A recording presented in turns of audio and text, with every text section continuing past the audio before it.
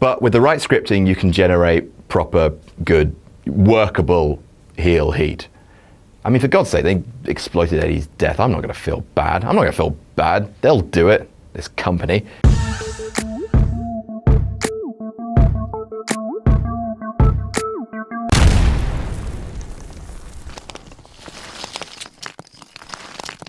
Hello there, I'm Adam from WhatCulture.com and welcome to How WWE Should Have Booked, where I look back at infamous WWE missed booking opportunities and talk about how I would book it differently because I'm a smart ass. This time around, Rey Mysterio. Now, he is the most iconic masked luchador of all time, except perhaps El Santo himself. And you know, it seems a little bit churlish to look back on his time with WWE with regrets, but I'm nothing if not a bastard. So let's look at his first World Heavyweight Championship reign. That's right, one of the biggest merch shifters in the history of the company beat Kurt Angle and Randy Orton in a triple threat match at WrestleMania 22 to finally win the big one, the ultimate underdog victory. He won the big gold belt on the grandest stage of them all, and yeah, it represented the end of a long and emotional rocket push to the top for Rey Mysterio. I mean, admittedly, it was a little bit iffy that rocket was entirely fueled with the blood of Eddie Guerrero, but still, you know, massive triumph, right? No! Not really. What followed was a fairly miserable run, with the champion only having two successful defenses on pay-per-view, one of which being a no contest at One Night Stand against Sabu. WWE could never get over the fact that he was small, and in order to promote him as the trademark underdog, trademark champion, underdog mark, they jobbed him out to everyone. Great Khali, Kane, Mark Henry, even Rob Van Dam. He for a long time couldn't really pick up a win on SmackDown, and he was never displayed as much more than a fluke champion, which is a shame because he really did deserve more, and I can do it better. First of all, do not have him lose on SmackDown for his entire run. You cannot job out your champion, because not only does it devalue him, it devalues the belt. Just stop putting him in situations where you feel like he has to lose. No BS jobbing out to the Great Khali or Kane. Look, he's a short guy, so he's always going to seem like a beatable champion. You need to counteract that with having him pull out gutsy win after gutsy win. So with that in mind, we start at WrestleMania 22, and I keep everything exactly the same. At the triple threat match, you know, the rivalry between him and Randy Orton was, fairly personal. Eddie's down there in hell. Ha ha! Awkward.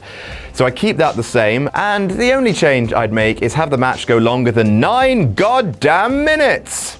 You know, maybe you could trim the Playboy pillow fight. Maybe. I'm just spitballing. So following WrestleMania, there are two prime candidates for Rey's first feud. One is, of course, Randy Orton, you know, because of the whole Eddie's down there in hell. It's really awkward, isn't it? He died. Like, he died in real life. Like, you're talking about an actual dead man with family who are sad that he's dead. And you're just, hey, showmanship.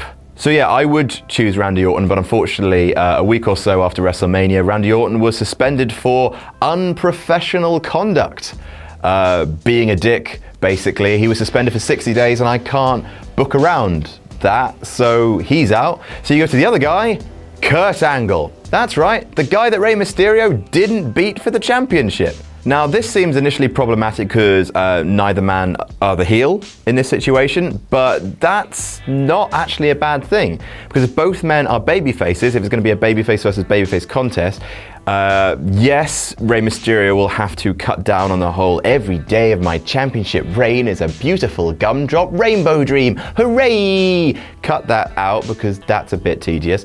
Instead, the fact that babyface versus babyface means that neither man will be taking shortcuts in their matches. So they're going to be pure wrestling contests, and when he's the wrestling machine, if he's the first feud, that gives Rey Mysterio so much more believability as an actual champion. So keep the fact that in real life Rey Mysterio successfully defended the title against Randy Orton on SmackDown. Keep that, and then have him immediately go into feud with Angle. So we're on SmackDown, and Kurt Angle wants his rematch for the belt, but Teddy Long comes out and says, we gonna mix things up, player. Holla, holla, holla, holla, holla, holla, holla. Player, Holla player, holla.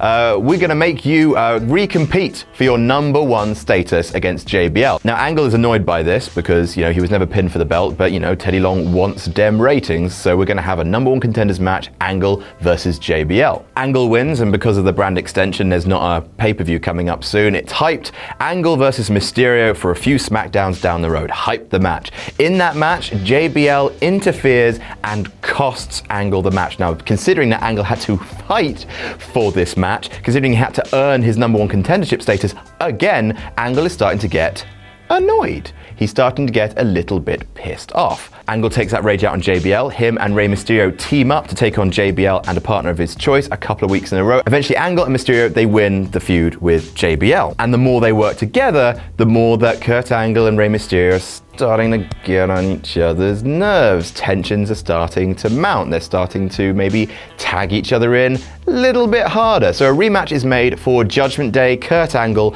versus Rey Mysterio. And for this match, outside interference is banned on pain of suspension. Because it's occasionally fine to end a match in a non-finish if it's building a story for a bigger show. So at Judgment Day, Rey Mysterio wins the match. Not completely convincingly, because it's the start of this feud.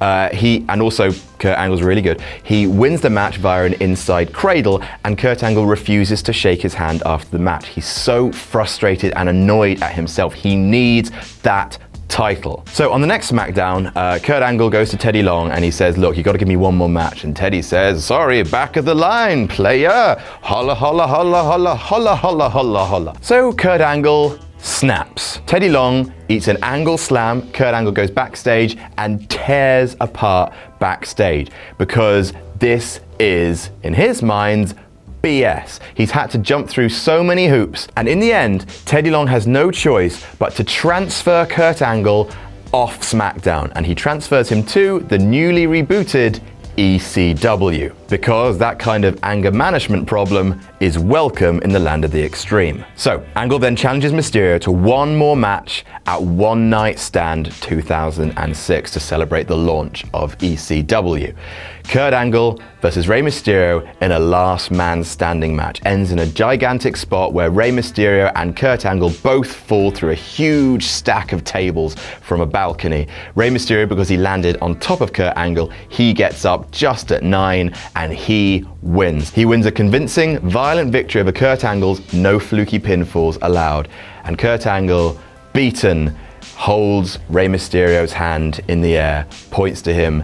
This guy is the champion. So the next pay-per-view is a Great American Bash where Rey Mysterio lost the title to King Booker. No, not doing that. Instead, his opponent is JBL. Hooray! The big racist Texan. So we're gonna have JBL do his whole America, get the immigrants out shtick. Not quite as blatant as going to the border and trying to taser Mexican people. But it's viable heel heat if you scale it back. He's the worst kind of nationalist. It's the Great American Bash, American, and I've got this dirty, immigrant holding the championship. Horrible things to say. So first of all, you've got that whole America versus Mexico shtick. Second of all, you've got the fact that in 2004, JBL beat Eddie Guerrero to take the title off him at the Great American Bash. Eddie Guerrero, who of course passed on, and so JBL, being his worst man in the world gimmick, can reference the fact that he beat Eddie at Great American Bash, and 2 years later he's going to do the same to this Mexican. It's a bit off color actually, isn't it? But with the right scripting, you can generate proper, good, workable heel heat. I mean, for God's sake, they exploited Eddie's death. I'm not going to feel bad. They'll do it. This company. So also in the build-up to the match, JBL should hospitalize Chavo Guerrero again. Just ring out make him the most hateable man so that Rey Mysterio is a beloved champion going into it. Because you are dealing with the fact that versus Kurt Angle, Rey Mysterio might get a little bit of a negative reaction. You've got to build JBL up to be Senor Bastard. So at the Great American Bash, just like their match at Judgment Day in real life, Rey Mysterio versus JBL, it's a brutal affair. Masks get ripped, faces get bloodied, but Rey Mysterio pulls out the bag and pins JBL convincingly. So SummerSlam is next, and the number one contendership is worked out in a battle royal, and the winner is King Booker! You know, like in real life. Now, ideally, I would want Rey Mysterio to hold the title through to Survivor Series, because, you know, the length of a title reign really does add to its legitimacy, but unfortunately, Rey needed knee surgery around this time of the year, like a month or so later, so I can't really, again, book around that. So we're taking the title off him at SummerSlam a month later, which is something. King Booker versus Rey Mysterio at SummerSlam. During the match, it looks like Rey Mysterio's got the upper hand on King Booker. He's fighting well when Chavo Guerrero returns. Hooray! To help out Rey Mysterio, he hits Rey Mysterio in the head with a chair. Shock and swerve, y'all. So King Booker pins Eddie. 1, 2, 3. Chavo Guerrero has screwed Rey out of the championship, and the story from that is Guerrero got beaten up for Rey. Rey has been, you know, coasting on the Guerrero name, you know. It's, again, dicey stuff to go through, but, you know, it's an organic story that is just lying there on the table. Story elements waiting to be used, and there is an organic feel to them. So then, at No Mercy, app name for a pay-per-view, there's a no-holds-barred match between Rey Mysterio and Chavo Guerrero, the bad blood boiling between the two men. Rey Mysterio wins this match, but Chavo Guerrero attacks him after the bell, and kayfabe breaks his leg, which allows Rey Mysterio to go off and have much-needed knee surgery. So there you go, that is how I would book the first World Heavyweight Championship reign of Rey Mysterio. There's a lot of annoying circumstances that you can't really book around, which, you know, is annoying, but those are the realities of it. But at least in this one, first of all, you got a longer title reign, and second of all, it feels more legitimate because, you know, he's wrestling Kurt Angle, taking Kurt Angle to the extreme and winning. And yeah, the storylines just feel a little bit more natural, and Rey Mysterio feels like a bit more of a fighting champion. Also, don't have him lose on SmackDown all the time to the Great Khali, to Kane, to Mark Henry, to RVD. Just a little thought. So that's how I book it. Do you disagree? Tell me about it in the comments. Don't forget to like, share, and subscribe. You can follow me on Twitter here. I'm Adam from WhatCulture.com, and I'll see you soon. Do you want to see WCPW live but are allergic to the awful people of Newcastle? WCPW is coming to Greater Manchester on Saturday the 8th of October to the Altrincham Silver Blades Arena. Your ticket won't just get you a stat card featuring Cody Rhodes versus Kurt Angle, but will also grant you access to our first ever fan convention during the day. Meet the What Culture guys, have photos with your favourite WCPW wrestlers, a host of other surprises, and VIP members will get to meet Kurt Angle and Cody Rhodes in person. Tickets can be bought at wc.pw.